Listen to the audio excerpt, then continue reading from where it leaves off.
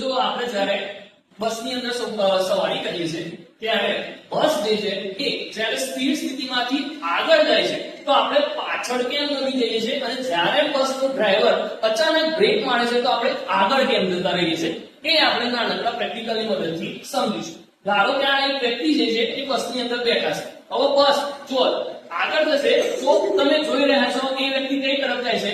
પાછળની તરફ જાય છે. હવે ધારો કે આપણી બસ ધીરે ધીરે જઈ રહી છે ને અચાનક જો બ્રેક મારે તો એ વ્યક્તિ કઈ તરફ જાય છે?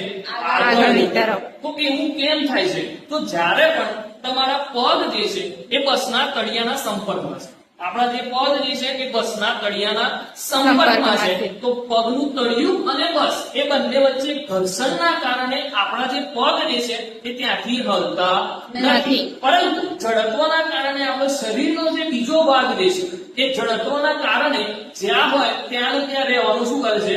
પ્રયત્ન કરે છે. એટલા માટે આપણે બસમાં બેઠા હોઈએ તો બસ અચાનક જશે તો આપણે પાછળ જતા રહેશું અને બસ અચાનકથી બ્રેક મારશે